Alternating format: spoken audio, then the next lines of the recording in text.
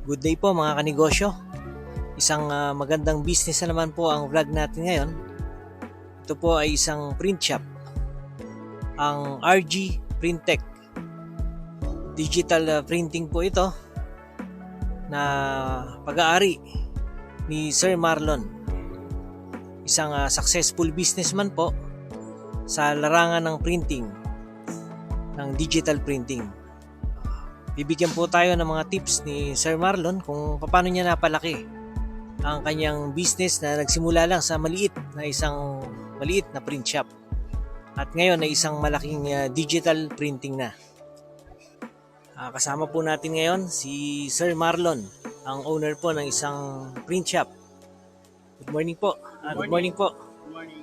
Good morning Sir Marlon. Pasensya na po kayo at sinundan ko pa kayo dito sa bakasyon na ninyo. Okay lang naman at nagre-relax lang naman tayo. Siyempre, hindi lang lagi trabaho, negosyo. Siyempre, kailangan din natin oras para sa pag-unwind. Yan, tama po. Kaya sinamantala ko nga po itong pagkakataon na to dahil sobrang busy ninyo lagi. Hindi ko kayo maabutan sa office ninyo eh.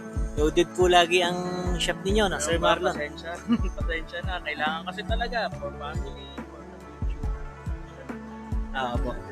Tama po. At alam naman natin lahat na in demand talaga ang printing business.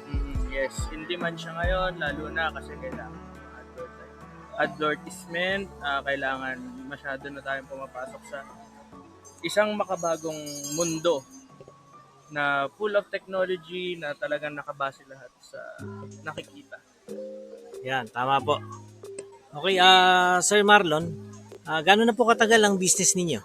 Bali, nagrarun na yung business ko na nung small scale pa lang kami at 3 years and then ngayong big scale na siya 5 years. So, total of 8 years na siya.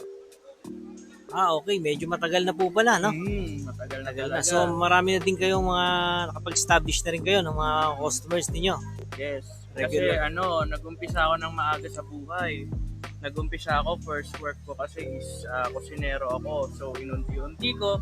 I start up with a capital of 10,000. Nagsimula ako sa isang home printer na chinaga ako. Naggawa ako ng mga stickers for labels, ng mga dishwashing liquids, ng mga kung ano-anong sticker labels. At doon nag-umpisa yung aking printing. Ayun, sa sticker label. So, 10,000 lang po ang inyong initial na capital. Yes, 10,000 lang. Kasi ang inisip ko noon, kasi kung hindi ako magsisimula sa maliit at kung hindi ko sisimula ng mga panahon na yan, baka wala akong nasimula. Ayun. Ano lang po ang mga unang gamit sa print shop ang inuna nyong bilhin? Bali, unang-una, importante, syempre may maayos kang desktop. Tapos kahit home printers lang na merong 3-in-1, scan, print, Xerox, yun ang importante. Syempre, uunti-untiin mo na. Doon ka na magdadagdag ng cutter platter, ng heat press, lanyard press, lahat yan. Mga machineries mo like DTF printers, sublimation printers, and pigment printers.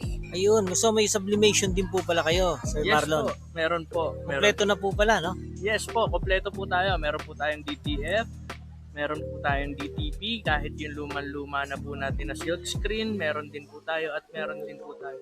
Tinatawag natin na sublimation. Galing, ano?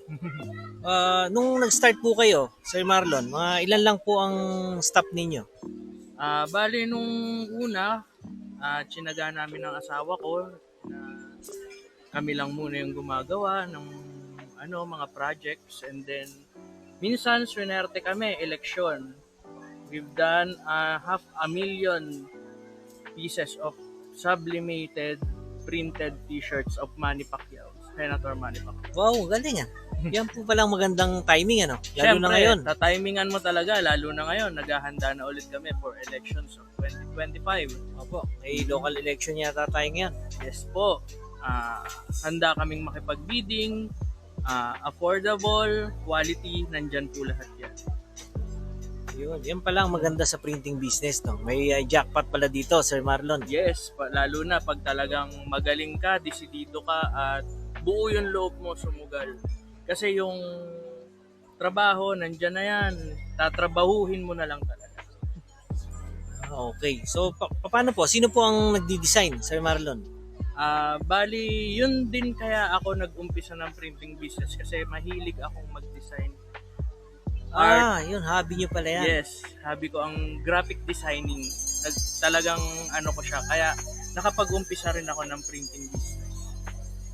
Yun, kaya pala. Usually, mga naririnig ko nga po, mga hobbies lang. And then, nagiging business pag meron ka talagang talent sa art. Hobby ko mag-graphic designing, hobby ko Ayun. mag-ayos ng computer, hobby ko mag-ayos ng printer. Marunong din po pala kayo sa Yes. technical. Yes, essential kasi yan. Lalo na pag nagsisimula ka sa isang printing business, kailangan alam mo kalikutin yung mga gamit mo. Kasi pagka hindi mo alam yun, dun ka madudurog sa maintenance ng machines mo. Ayun, mabigat pala ang maintenance, no? Yes, yun So, ang pinakamabigat. Okay. Ano po ang mga mini-maintain nyo ngayon, ang mga madalas gamitin ng mga gamit ninyo o printers ninyo Well, sa ngayon, print shop? sa print shop, ang madalas namin talagang ginagamit namin is yung laser jet namin for PVC IDs. Yun talaga yung matakaw sa maintenance. And yung large format for tarpaulins namin na Ecosol. Military grade ink kasi yun. So, hindi mo siya ma-maintenance ng saglit lang. So, masisira agad siya. So, kaya kailangan is talagang tutok mo ang maintenance sa mga machines. Yung palang ganda ron, Sir Marlon. Marunong kayo sa technical. Kayo na rin ang technician, no? Yes. Kayo na rin nag-ooperate. Yes. Kasi kung kukuha ka pa ng ibang tao para doon, syempre, dagdag gastos mo rin yun. Kung ikaw na yung gumagawa, at least alam mo at alam mo rin na maganda yung gawa. Ayun, quality, no? Quality May, talaga. talagang nakatuto kayo sa quality. Yes, dun talaga. Kahit sabihin natin mabagal, kahit sabihin natin maproseso, basta hindi papalit na quality. Ayun. So, sa ngayon po, Sir Marlon, nasa mga kahit sa monthly, no? Nasa mga magkano po ang gross income ninyo sa monthly? Ang gross income ko sa monthly siguro maabot sa 400k to half a million siguro. Wow, laki po pala, no? Yes. Imagine mo yan, nag-start lang kayo sa maliit na print shop, ano? Yes. Kasi may mga nakukuha rin tayo, may mga natitiso din tayo na mga kliyente like Juan Delico na naging natin si President Bongbong Marcos Jr. naging client natin siya. Wow, Kasi galing, ano? jackpotan din naman kasi. Yung pala, Basta sipag lang sa paghahanap ng client at galingan din. sa tama trabaho. po, tama po. Quality, mahalaga, no? Na mahalagaan nyo. Mm. So, contacts and quality sa mga projects. Mm. Kaya nakita nyo po, no? Napakagandang business talaga ang printing. In demand na po yan.